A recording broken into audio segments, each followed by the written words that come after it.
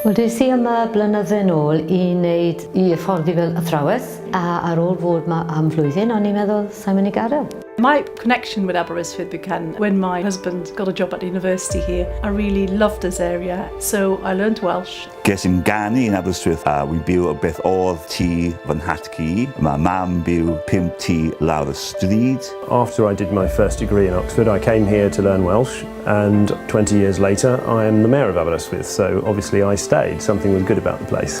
Mae pobl ifanc ma, myfyrwyr, pobl sydd wedi ymddeol yma, pobl sy'n gweithio yma, pobl o bob rhan o'r byd yn dod yma. Your days are full, really, because there's so much to do and there's brilliant people to talk with and groups to connect with, and there's a beautiful natural environment to explore as well. The community spirit, I think Aberystwyth and surrounding areas, and especially the area I'm from, Penparcau, has a very close-knit, very warm and welcoming community. Y promenade, y striben hir na milltir o hyd, allai treulio diwrnod cyfan yn cerdded lan y law y prom. Mae rhywbeth yna yn newid pob dydd, y tywydd, y golau, digwyddiadau be mae pobl yn neud. So I think there's many challenges facing Aberystwyth, particularly as a small rural coastal community. Obviously with the impact of climate change and rising sea levels in the sort of longer term future, this is something we need to think about. But I think moving forward, I'm definitely optimistic in terms of what's happening locally on the ground, but regionally and globally as well.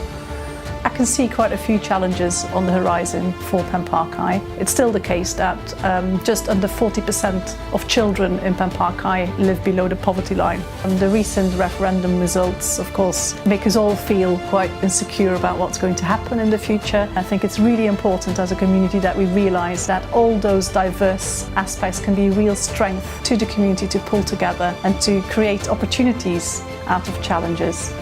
I think the thing is to get past the point of all this, where we're sort of suffering from all of this uncertainty, and once we actually know what we're going to be dealing with, I think we'll be in a better place, really. Ond ni wedi wynebu herion o flaen, a ni mynd I wynebu nhw to, a ni mynd I fod yn llwyddiannus. Mae hollol ffydd 'da fi yn y pobl a'r dre o Aberystwyth I wneud e.